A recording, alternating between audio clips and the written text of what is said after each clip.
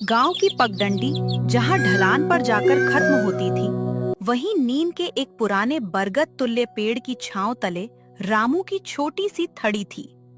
लोहे की एक पुरानी कड़ाही, बांस की डलिया, बेसन की एक बोरी और कुछ बुनियादी मसाले, बस यही रामू की कुल जमा पूंजी थी। सुबह 4 बजे जब गांव के मुर्गे बांग भी नहीं देते, तभी रामू उठकर सीधे अपनी दुकान की तरफ निकल जाता। दुकान पर जब रामू कड़ाही में पकौड़े डालता, तो हवा में एक सौंधी सी खुशबू फैल जाती। लेकिन उस खुशबू के पीछे छुपा था रामू का आंसू भरा संघर्ष। सेठ जी प्रणाम।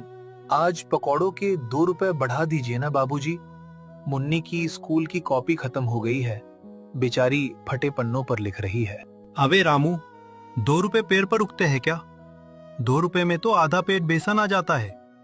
चुपचाप जितने का माल है उतने में दे, ज्यादा नाटक मत कर। सेठ रामू से पकोड़े लेकर खा लेता है और पैसे जमीन पर फेंक कर चला जाता है।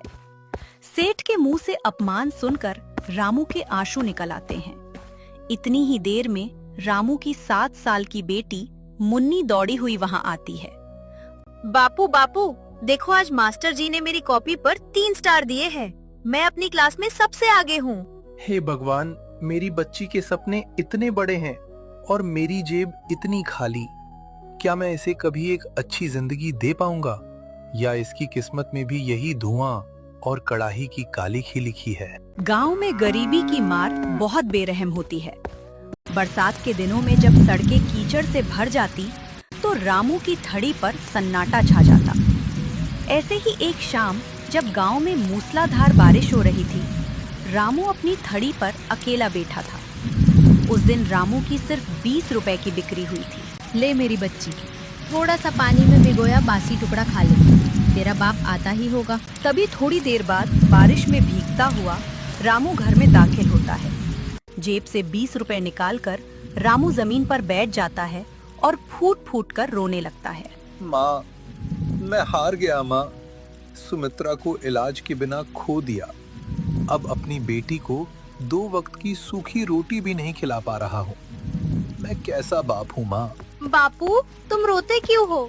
मुझे पकौड़े नहीं खाने, मुझे तो बस तुम्हारे साथ रहना है। मैं जल्दी से बड़ी हो जाऊंगी, बहुत सारे पैसे कमाऊंगी, फिर तुम्हें ये गरम कढ़ाई के पास काम नहीं करना पड़ेगा। बेटा रामू, मुन्नी सही कह रही है, हिम्मत मत हार। जो इंसान ईमानदारी का पसीना बहाता है, भगवान उसकी परीक्षा जरूर लेता है, लेकिन साथ कभी नहीं छोड़ता। हाँ माँ, अब मैं अपनी मुन्नी के लिए कभी नहीं रोऊंगा। मैं अपनी आखिरी सांस तक मेहनत करूंगा। बेटा, अब तुम सो जाओ, सुबह थड़ी पर जल्दी भी जाना है ना तुम्हें। अब रामू और उसका परिवार वही जमीन पर सो जाते हैं। पर कहते हैं कि जब रात सबसे ज्यादा अंधेरी होती है, तभी भोर की पहली किरण कूटती है। गांव के पास बन रहे नेशनल हाईवे के मुख्य इंजीनियर वर्मा साहब की गाड़ी का टायर आज रामू की दुकान के पास पंचर हो गया। धूप से बेहाल वर्मा साहब थड़ी की तरफ बढ़े।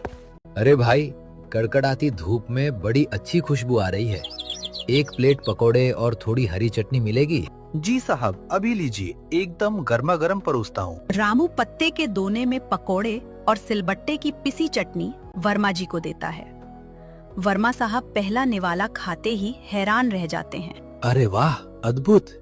भाई, ये चटनी और पकोड़ों का मसाला तुमने कहाँ से सीखा?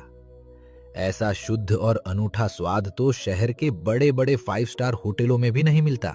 बाबूजी, ये चटनी मेरी माँ घर पर सिलबट्टे पर पीसकर बनाती है और मसाले हम खुद घर पर कूटते हैं। मिलावट करने के लिए हमारे पास पैसे जो नहीं है। आपकी इसी ईमानदारी में ही ये असली स्वाद है रामू भाई। सुनो, अगले हफ्ते हाईवे साइट पर सरकारी उद्घाटन का बहुत बड़ा समारोह है। बड़े बड़े अफसर आएंगे। नाश्ते का कैटरिंग का काम मैं तुम्हें देना चाहता हूँ। साहब, मैं तो एक छोटा सा गरीब पकौड़े वाला हूँ। इतने बड़े साहबों और नेताओं के लिए नाश्ता मैं कैसे बना पाऊंगा? मेरे पास तो उतने बर्तन भी नहीं है। रामू, तुम्हारी मेहनत और स्वाद ही तुम्हारी सबसे बड़ी ताकत है। बर्तन और सामान का पैसा मैं दूंगा। बस तुम और तुम्हारी माँ वही स्वाद पेश करो जो तुमने मुझे चखाया है। ये कहकर वर्मा जी वहां से चले जाते हैं। आज उद्घाटन का दिन आया। रामू ने पूरी लगन से पनीर, प्याज और मिर्च के कड़क पकौड़े और माँ के हाथ की चटनी तैयार की। समारोह के मुख्य अतिथि जिला कलेक्टर साहब ने जैसे ही पहला पकौड़ा चखा, वे खुशी से झूम उठे। फिर जब कलेक्टर साहब मंच पर भाषण दे रहे थे, उसी बीच उन्होंने कुछ ऐसा कहा जिसकी रामू को बिल्कुल भी उम्मीद नहीं थी। भाइयों और बहनों, इतना स्वादिष्ट और शुद्ध नाश्ता मैंने आज सुबह सालों बाद खाया है। इस स्वाद के पीछे जिस इंसान की ईमानदारी और मेहनत है, मैं उन्हें मंच पर बुलाना चाहता हूँ। तो आइए रामू जी। हजारों लोगों की तालियों की गड़गड़ाहट के बीच रामू कांपते हुए मंच पर पहुंचता है। उसकी आंखों में खुशी के आंसू हैं। रामू जी, आपकी इस कला और शुद्धता का सम्मान करते हुए प्रशासन आपको हाईवे के पास एक पक्की दुकान आवंटित करने का आदेश देता है। ये सब मेरी माँ के आशीर्वाद, मेरी बेटी के प्यार और बर्मा साहब के भरोसे की वजह से हुआ है साहब। गरीब की मेहनत को आज पहचान मिल गई। आप सबका बहुत बहुत धन्यवाद। कुछ ही महीनों में रामू की किस्मत पूरी तरह बदल गई। नीम के पेड़ के नीचे की वह थड़ी अब एक सुंदर दुकान बन चुकी थी। रामू के शुद्ध देसी पकौड़े। और सबसे बड़ा बदलाव मुन्नी की जिंदगी में आया। शाम का समय था, दुकान पर भीड़ लगी थी।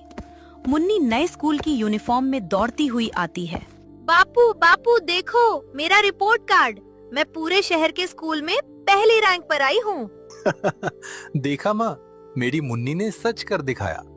अब इसके सपनों को गरीबी का धुआं कभी नहीं घेरेगा। हाँ बेटा, जब मेहनत में सच्चाई और नियत में ईमानदारी हो तो ईश्वर खुद रास्ता बना देता है। इस बात के महीने गुजरते गए और रामू की पक्की दुकान, रामू के शुद्ध देसी पकौड़े हाईवे का सबसे मशहूर पड़ाव बन गई। लेकिन रामू अपनी पुरानी लाचारी और गरीबी को भूला नहीं था। उसने अपनी दुकान की कमाई से न सिर्फ अपने घर के हालात सुधारे, बल्कि गांव के 2 बेसहारा युवकों विकास और मोहन को भी अपनी दुकान पर काम दिया और उन्हें एक नया जीवन दिया। विकास, मसाले कूटते वक्त जल्दबाजी मत करना। माँ हमेशा कहती हैं कि सिलबट्टे की पिसाई और हाथों की मोहब्बत ही इस चटनी की असली जान है। रामू भैया, अगर आप हमें यहाँ काम न देते तो शहर जाकर मजदूरी करने के अलावा हमारे पास कोई रास्ता नहीं था।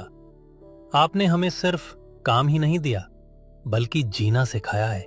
हाँ भैया, गांव का जो सेठ कल तक हम पर हंसता था, आज वही आपकी दुकान के आगे से गुजरते हुए अपना मुंह छिपाकर निकलता है। किसी की लाचारी पर हंसना आसान है मोहन, लेकिन मेहनत से अपनी पहचान बनाना ही असली जवाब है। हमें किसी से बदला नहीं लेना, बस अपनी ईमानदारी बनाए रखनी है। जैसे जैसे रामू के पकौड़ों का स्वाद दूर दूर तक फैला, शहर के बड़े बड़े कारोबारियों की नजर भी उस पर पड़ी। एक दोपहर चमचमाती बड़ी गाड़ी से रोहन नाम का एक फ्रेंचाइजी एजेंट रामू की दुकान पर पहुंचा। उसके हाथ में एक बड़ा सा पैसों का सूटकेस था। सुनो रामू, मैं शहर की एक बहुत बड़ी फूड कंपनी से आया हूँ। ये 50 लाख रुपए नगद है। तुम अपनी माँ के हाथ की बनी चटनी और गुप्त मसालों का फॉर्मूला हमें भेज दो। हम पूरे देश में तुम्हारे नाम से पैकेट बेचेंगे और तुम्हें घर बैठे करोड़ों रुपए मिलेंगे। साहब, आपके 50 लाख रुपए बहुत बड़ी रकम है, लेकिन मेरी माँ के हाथों का ये स्वाद और हमारे घर के शुद्ध मसाले बिकने के लिए नहीं है। ये हमारी नीयत, हमारी परंपरा और हमारा स्वाभिमान है। बेवकूफ मत बनो रामू, तुम एक छोटे से गांव के पकौड़े वाले हो। इतना पैसा जिंदगी भर कढ़ाई के आगे पसीना बहाकर भी नहीं कमा पाओगे। साहब, जब मैं 20 रुपए के लिए तरसता था, तब भी मेरी नीयत साफ थी। यह स्वाद मेरी माँ का दुलार है और इसमें इस मिट्टी की सौंध है। अगर इसे फैक्ट्री के डिब्बों में बंद कर दिया तो इसमें मिलावट हो जाएगी। मुझे करोड़पति नहीं बनना साहब, मुझे बस अपनी मेहनत की सूखी रोटी खानी है। रामू के इस फैसले ने गांव वालों के दिलों में उसके प्रति सम्मान और बढ़ा दिया। समय अपनी गति से चलता रहा। रामू ने अपनी कमाई का एक बड़ा हिस्सा गांव के प्राथमिक विद्यालय को गोद लेने में लगाया, जहां कभी उसकी बेटी मुन्नी फटी कॉपियों पर लिखा करती थी। आज हमारे स्कूल में ये जो नई लाइब्रेरी और कंप्यूटर लैब बनी है, ये सिर्फ पैसों से नहीं बनी। ये मेरे बापू के पसीने, उनकी कड़ाही के धुएं और कभी न हार मानने वाले हौसले से बनी है। मेरे बापू ने मुझे सिखाया है कि परिस्थितियां चाहे कितनी भी बुरी हो, इंसान की मेहनत और नीयत सच्ची हो तो हर अंधेरा दूर हो जाता है। देख रामू, आज तेरी कढ़ाई की कालिक से इस पूरे गांव का भविष्य रोशन हो गया। यह सब इस मिट्टी का आशीर्वाद है माँ। मेहनत का फल देर से ही सही, लेकिन मीठा जरूर होता है। दिन बीतते गए पर रामू के कदम जमीन पर ही रहे। एक शाम जब ढलते सूरज की सुनहरी किरणें दुकान पर पड़ रही थीं, वही पुराना गांव का सेठ रामू की दुकान के बाहर संकोच से खड़ा था। वही सेठ जिसने कभी 2 रुपए के लिए रामू का अपमान किया था और जमीन पर पैसे फेंके थे। आज उसकी आंखों में पछतावे का भारीपन था। अरे सेठ जी, आप बाहर क्यों खड़े हैं? आइए ना बाबूजी, अंदर पधारिए। आज आपके लिए कौन से पकौड़े बनाऊं? रामू, मुझे माफ कर दो बेटा। उस दिन मैंने तुम्हें और तुम्हारी लाचारी को बहुत ठेस पहुंचाई थी। पैसों के अहंकार में अंधा होकर मैं इंसानियत भूल गया था। आज तुम्हारी सफलता और तुम्हारी दरियादिली देखकर मेरी आत्मा मुझे धिक्कार रही है। अरे सेठ जी, ऐसा मत कहिए। आप गांव के बुजुर्ग हैं। कड़वी यादों को पकड़कर रखेंगे तो दिल में कड़वाहट ही बचेगी। उस दिन के अपमान ने ही तो मुझे टूटकर बिखरने से बचाया और दिल में संघर्ष की आग जलाई थी। अगर आप वह न करते तो शायद मैं आज यहां तक न पहुंचता। इसलिए मुझे आपसे कोई शिकायत नहीं है। सेठ जी, वक्त का पहिया हमेशा घूमता है। जब भगवान किसी को देता है तो उसे विनम्र होना सिखाता है। रामू ने वही सीखा है। नीम के पेड़ के नीचे जलती कड़ाही अब सिर्फ पकौड़े नहीं तलती थी, बल्कि वो गांव के हर उस गरीब और निराश इंसान के लिए उम्मीद का एक ऐसा जरिया बन चुकी थी जो ये मान बैठा था कि गरीबी किस्मत का लिखा होती है। मुन्नी अब बड़ी होकर शहर के कॉलेज में पढ़ने जाने लगी थी, लेकिन हर छुट्टी में वो गांव आकर गरीब बच्चों को मुफ्त में पढ़ाती थी। बापू, शहर में सब पूछते हैं कि मेरी प्रेरणा कौन है। मैं गर्व से कहती हूँ, मेरे बापू, जिन्होंने कराही की आग में तपकर अपने स्वाभिमान को कभी पिघलने नहीं दिया। बेटी, जब मेहनत, ईमानदारी और अपने स्वाभिमान का साथ हो तो इंसान अपनी किस्मत की लकीरें खुद लिख सकता है। ये दुकान सिर्फ हमारी रोजी रोटी नहीं, हमारी नीयत की जीत है। और इस तरह नीम की छांव से शुरू हुआ रामू का संघर्ष आज पूरे क्षेत्र के लिए प्रेरणा का एक विशाल वटवृक्ष बन चुका था।